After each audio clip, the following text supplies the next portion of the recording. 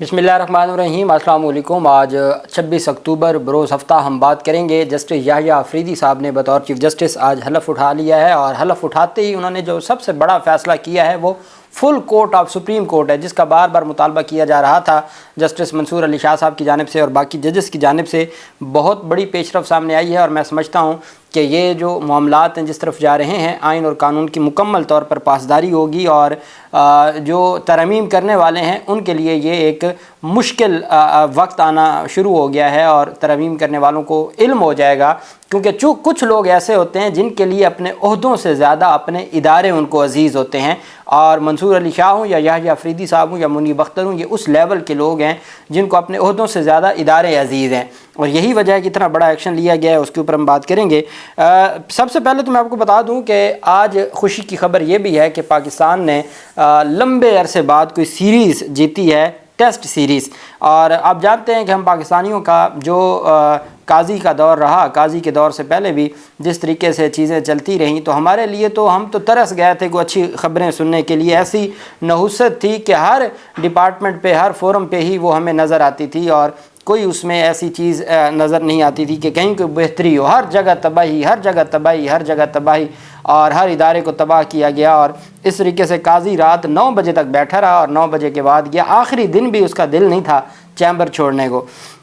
पाकिस्तान ने इंग्लैंड को रावलपिंडी टेस्ट में 9 विकेटों से शिकस्त देकर इंग्लैंड के खिलाफ 9 साल बाद टेस्ट सीरीज़ जीती, जबकि कौमी टीम को 3.5 साल बाद होम सीरीज़ में कामयाबी मिली है। पाकिस्तान ने आखिरी होम सीरीज़ 2021 में जनूबी अफ्रीका के खिलाफ जीती थी। रावलपिंडी टेस्ट में इंग्लैंड ने पहली इनिंग्स में 267 रन बनाए, जिसके जवाब में पाकिस्तान ने 344 रन बनाकर 77 रन की बर्तरी हासिल की। लेकिन दूसरी इनिंग्स शुरू होते ही जो बरतानवी इंग्लैंड की बैटिंग लाइन थी वो लड़खड़ा गई और 112 रन पर पूरी टीम पवेलियन आउट हो गई।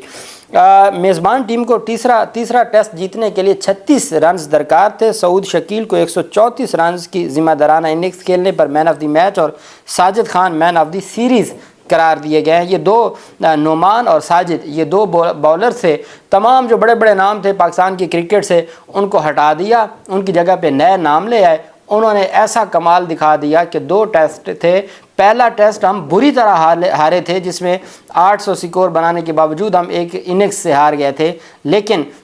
दूसरी तरफ हमने देखा कि दोनों जो टेस्ट हैं उसमें जो माफिया हैं, ग्रुपिंग करने वाले हैं और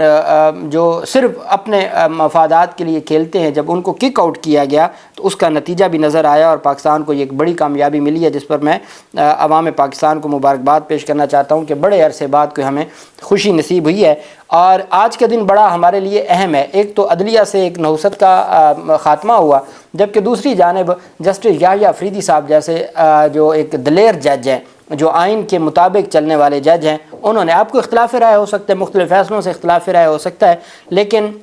इसमें कोई शक नहीं है कि जो अफरीदी शाह मिनल्ला ये चैम्बर था वकला का, जिसमें मंसूर अली शाह, याहिया अफरीदी साहब और अतर मिनल्ला साहब पार्टनर थे, ये तीनों फिर जज बने और फिर इनकी जो जजमेंट्स हैं वो बोलती हैं, इनकी जजमेंट्स नज़र आती हैं। मैं बतौर कानून का तालिब इल्म, चूँकि आपको नज़र आते हैं सिर्फ सियासी केसेस, मैं जब देखता हूँ तो मैं सारा दिन ये जो आपको किताबें नज़र आती हैं ये सारी इसमें जजमेंट्स भी हैं। इसमें जब वो हाई कोर्ट के जज थे, पेशावर हाई कोर्ट के, तब के फ़ैसले, उनके सुप्रीम कोर्ट में जाने के बाद फ़ैसले, तो हम इन चीज़ों से हमें इनका इल्म होता है कि कौन सा जज, उसकी जूरिस्प्रूडेंस क्या है उसकी। जैसे हमने देखा कि काजी फैज़ ईसा सिवाय विरासत के केसेस के, और उनकी इसमें कोई शक नहीं है कि जो बतौर जूरिस्ट उनकी काबिलियत ये थी कि वो सिर्फ तलाक के और विरासत के मुकदमात ही सुन सकते थे। लेकिन एक बात कि ख़वातीन को विरासत के हकूक़ के, चूँकि हम देखते हैं कि किस तरह ख़वातीन को उनकी विरासत के हकूक़ से महरूम किया जाता है और उनसे उनके हक़ छीने जाते हैं। एक बात ज़रूर है कि वो भले टाइम बार्ड मुकदमात हों, भले हिब्बा किया हुआ हो, इस तरह के, तो उसमें काजी फैज़ ईसा ने स्टेप लिए और काजी फैज़ ईसा साहब ने जजमेंट्स दी। लेकिन बदकिस्मती ये है کہ جب قاضی فیاض عیسیٰ چیف جسٹس بھی تھے تب بھی ان کی ججمنٹس جب ہم ہائی کورٹس میں پیش کرتے تھے تو ججز نہیں ان کو، چونکہ ان کو کوئی ان کی جورسپروڈنس کوئی ایسی تھی نہیں، ایکسٹرا آرڈینری تھی نہیں کہ وہ ججز اس کو ایکسیپٹ کرتے۔ ایک کیس تھا، میں نے جج صاحب کو میں نے کہا جناب 4 میں نے ججمنٹس تھیں، میں نے کہا یہ فریش ججمنٹس ہیں 2023 کی قاضی فیاض عیسیٰ صاحب کی وراثت کے کیسز میں۔ انہوں نے کہا جی وہ تو بادشاہی نظام ہے نا، اب ہم 70 سال کی جورسپروڈنس تو نہیں نا تبدیل کر سکتے جو ہمارا جو اوریجن ہے۔ یہاں تک حالات ہوتے تھے، اور یہی وجہ ہے کہ وہ گئے تو پھر جس طریقے سے گئے سب نے دیکھا 6 ججز موجود نہیں تھے۔ آج وہ ججز بھی موجود تھے، پاکستان تحریک انصاف بھی موجود تھی۔ پاکستان تحریک انصاف کے وزیر اعلیٰ نے آج شرکت کی، اور جب ان سے سوال پوچھا گیا کہ آپ نے منصور علی شاہ صاحب کو چیف جسٹس بننا تھا، چونکہ اب یہ بات ان کی جانب سے سینیٹر کامران مرتضیٰ نے بھی کہا ہے کہ حکومتی اتحاد نے ہمارے ساتھ وعدہ کیا تھا کہ وہ منصور علی شاہ کو چیف جسٹس بنائیں گے، لیکن کمیٹی میں وہ اپنے وعدے سے مکر گئے۔ اب یہ باتیں پہلے تو ترجمان اسلم غوری نے کی تھیں، اب وہ جو کمیٹی کا ممبر تھا وہ یہ بات کہہ رہا ہے کہ حکومتی اتحاد نے ہمارے ساتھ دھوکہ کیا۔ لیکن آج جب یحییٰ افریدی صاحب کی یہ میں آپ کو بتا رہا ہوں کہ یہ عمران خان نے ایک دیا ہے، ایک ان کی ایک انہوں نے ایک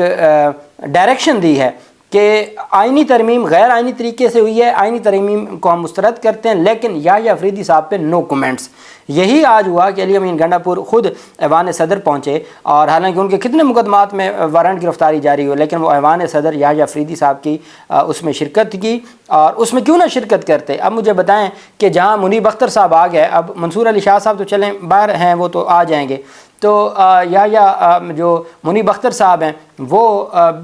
تشریف لائے، عائشہ ملک صاحبہ تشریف لے آئیں، عطر من اللہ صاحب تشریف لے آئے، تو پھر بات تو ختم ہو گئی۔ یہ سوال جب علی امین گنڈا پور سے پوچھا گیا تو علی امین گنڈا پور نے کہا کہ جب منصور علی شاہ صاحب نے یحییٰ افریدی صاحب کو چیف جسٹس تسلیم کر لیا تو ہمیں کیا ہے، ہم کیسے نہیں کر سکتے۔ اور انہوں نے کہا کہ یحییٰ افریدی صاحب تو ویسے بھی ہمارے صوبے کے ہیں، تو ہمارے لیے تو وہ زیادہ قابل عزت ہیں کہ وہ ہمارے صوبے سے ہیں، اور یہی ڈائریکشن رکھنی چاہیے۔ آئینی ترمیم کا معاملہ آئے گا، ان کو چیلنج کرنے کا معاملہ آئے گا، آئینی ترمیم کے حوالے سے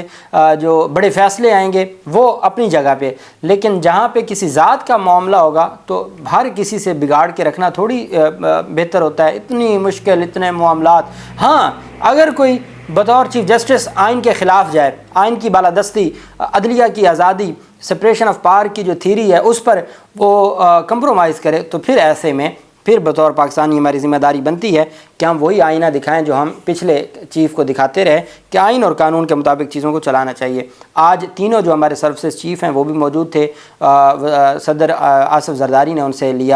حلف لیا، اور اس کے بعد دوسری جانب ہم نے دیکھا کہ شہباز شریف بھی تھے، مریم نواز تھیں، وزیر اعلیٰ سندھ تھے، وزیر اعلیٰ بلوچستان بھی تھے، اور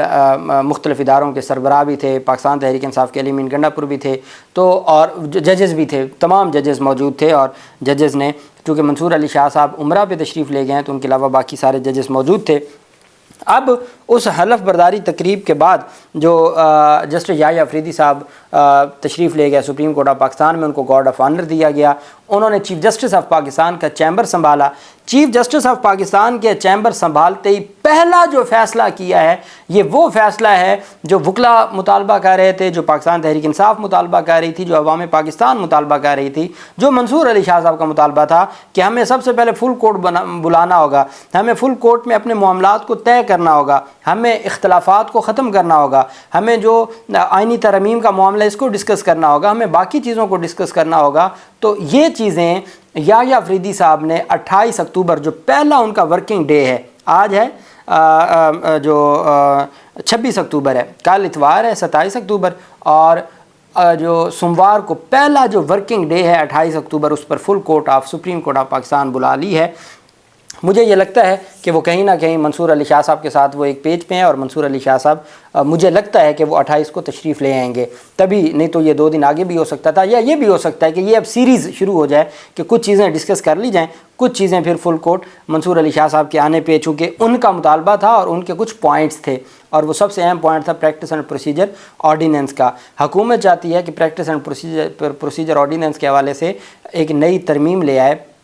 پریکٹس اینڈ پروسیجر ایکٹ میں ترمیم لے آئے، تاکہ وہ آرڈیننس والا جو کالک ہے وہ ختم ہو جائے اور ایکٹ میں ترمیم لے آئے اور جج 3 کی بجائے 5 کر دے۔ اب 3 ہوں گے تو منصور علی شاہ ہیں، منیب اختر ہیں اور یحییٰ افریدی ہیں، تو اب انہوں نے امین الدین خان صاحب اور جمال مندوخیل صاحب کو ساتھ ایڈجسٹ کرنے کے لیے یہ بھی ایک تجویز سامنے آئی ہے کہ جو 5 سینئر ججز ہوں گے ان پر مشتمل کمیٹی ہونی چاہیے جو کیسز کو سماعت کے لیے مقرر کرے گی یا کیسز کے حوالے سے تمام معاملات کرے گی۔ لیکن پاکستان تحریک انصاف کے لیے دیکھنے کی چیز یہ ہے کہ پاکستان تحریک انصاف ان معاملات کو کیسے آگے بڑھاتی ہے، چونکہ پاکستان تحریک انصاف نے عمران خان نے بھی نو کمنٹ کہہ کے جو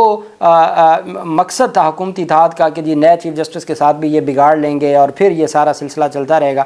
ان کو اختلاف ہے اصولوں کے ساتھ،